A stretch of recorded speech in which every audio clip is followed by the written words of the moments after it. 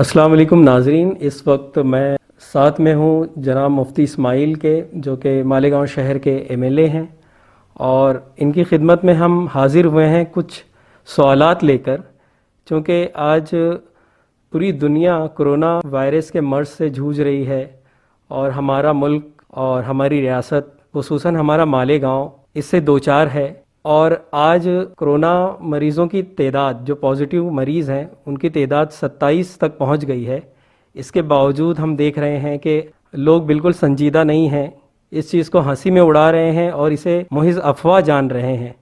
تو اس سلسلے میں ہم گفت و شنید کے لیے حاضر ہوئے ہیں جناب مفتی اسماعیل سے کہ وہ اس سمت کچھ رہنمائی کریں عوام کی، شہریان کی۔ آئیے چلتے ہیں ان سے سوالات کرتے ہیں۔ جناب والا، اب جب کہ مالیگاؤں میں کرونا مرض بالآخر آ ہی گیا ہے اور مریضوں کی تعداد بتدریج بڑھتی جا رہی ہے، اور آج کرونا پازیٹیو مریضوں کی تعداد تقریباً 27 تک پہنچ گئی ہے،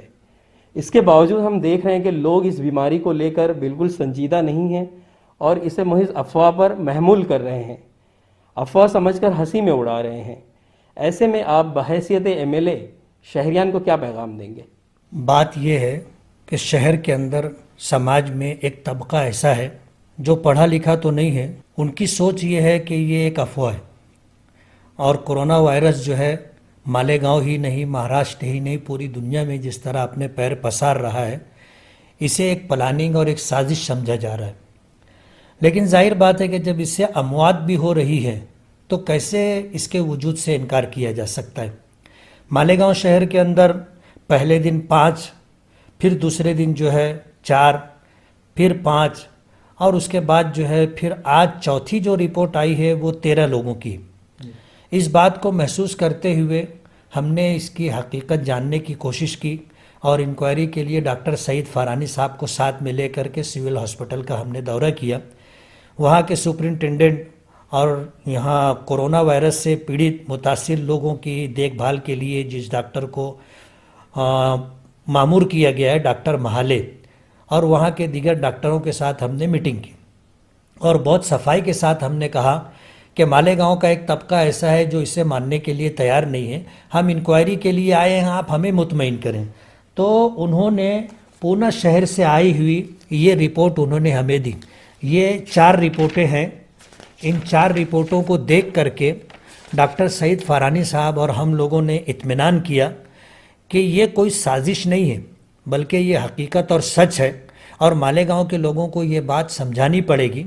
کہ یہ جو صورتحال ہے انتہائی خطرناک ہے، اور اس طرح بے اعتمادی کے ساتھ اگر ہم لوگ بے احتیاطی کریں گے تو پورا شہر اس کی لپیٹ میں آ سکتا ہے اور ایک بڑی تعداد موت سے دوچار ہو سکتی ہے، ایسا اندیشہ ہے۔ اس بات کو سمجھانے کے لیے ہم لوگوں نے کل کے دن تمام مسجدوں سے اپیل جاری کرنے کا پروگرام ترتیب دیا ہے کہ یہ بات ان کو سمجھائی جائے کہ یہ افواہ نہیں ہے، یہ حقیقت اور سچ ہے۔ مالیگاؤں کے لوگ اس سے متاثر ہو چکے ہیں، اس لیے احتیاط ضروری ہے۔ دوسری اپیل ہم اپنے شہر کے لوگوں سے یہ کرنا چاہیں گے کہ یہ لا علاج بیماری نہیں ہے، اس کا علاج ممکن ہے اور علاج بھی ہے، لیکن علاج کے ساتھ ساتھ جو لوگ اس میں مبتلا ہیں ان کا علاج کیا جائے گا، لیکن جو لوگ ہیں ان کی حفاظت کا واحد ذریعہ احتیاط ہے۔ ہم لوگ اپنے گھروں میں رہیں، گھر سے بلا ضرورت شدیدہ نہ نکلیں، اس لیے کہ یہ وبائی مرض ہے اور ہمیں پتہ نہیں ہے کہ کس شخص کے ساتھ یہ جراثیم چل رہا ہے۔ ابھی جو صورتحال ہے، پہلے دن جن 5 لوگوں کی رپورٹ آئی تھی، بعد کی جو رپورٹیں آئی ہیں وہ انہی لوگوں کے ریلیٹڈ لوگوں کی ہیں، یا تو وہ ان کے گھر کے لوگ ہیں یا خاندان کے لوگ ہیں یا ان سے ملنے جلنے والے لوگ ہیں۔ اب ظاہر بات ہے کہ ایک شخص متاثر تھا، اس کی وجہ سے ان کے بھائی، ان کے خاندان کے لوگ، ان سے ملنے جلنے والے متاثر ہوئے۔ اب ظاہر بات ہے کہ ہمیں پتہ نہیں کہ کون شخص اس سے متاثر ہے، اس لیے انتہائی احتیاط کا تقاضا یہ ہے کہ ہم سوشل ڈسٹنس رکھتے ہوئے ہم لوگ اس بات کی کوشش کریں کہ یہ جو مہینہ بھر کہیے یا 20 دن کہیے، اگر ہم لوگوں نے مکمل احتیاط کر لی تو ہم کرونا وائرس کو شکست دے دیں گے اور اپنے شہر کو بہت بڑی تباہی سے بچا لیں گے۔